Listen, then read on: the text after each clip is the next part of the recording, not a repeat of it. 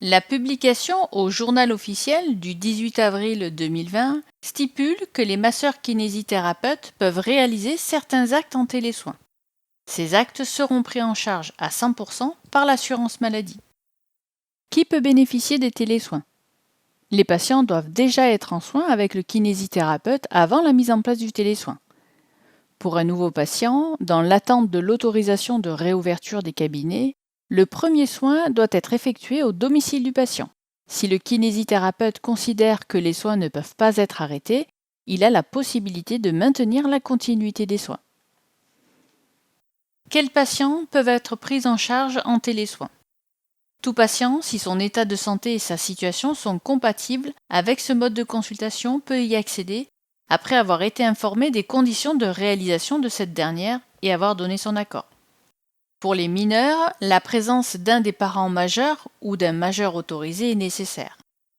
Pour les patients présentant une perte d'autonomie, la présence d'un aidant est requise. Quels types d'actes peuvent être faits en télésoin? Les bilans initiaux et de renouvellement ne peuvent pas être faits en télésoin.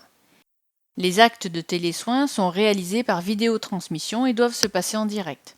Ce type de consultation n'implique pas d'échange de documents médicaux, mais pour vous accompagner au mieux, nous mettons à votre disposition cet outil numérique. Il s'agit du logiciel ClickDoc qui vous est offert le temps de l'épidémie. Si vous souhaitez accéder à la liste des actes réalisables en télésoin conforme au décret d'application, cliquez sur le bouton « Télécharger le résumé » à droite de cette vidéo. Comment facturer ces soins? Les actes réalisés seront pris en charge à 100% par l'assurance maladie en exonération 3, soins particuliers exonérés. Le kinésithérapeute transmet une feuille de soins à l'assurance maladie obligatoire. Dans ce cadre, il est recommandé de proposer le tiers payant au patient. Comment ça se passe dans Vega? Le patient que je veux suivre en télésoin a déjà un traitement au cabinet et les soins font partie des actes pris en charge en télésoin. Après lui avoir expliqué la démarche, le patient me donne son accord. Dans Vega, afin de faire la distinction entre le suivi du patient en télésoin et les autres soins déjà réalisés, je vais renouveler le traitement en cliquant sur « Autre action » et « Renouveler ».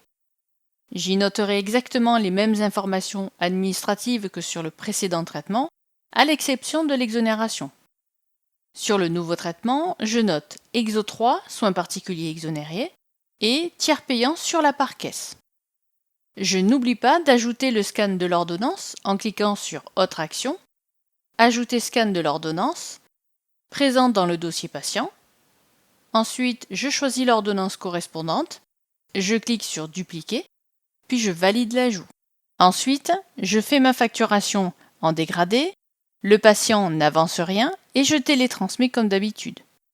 Si besoin, j'interroge l'ADR afin de mettre à jour les informations du patient. Attention, quand je reprendrai les soins au cabinet, je réutiliserai le premier traitement enregistré.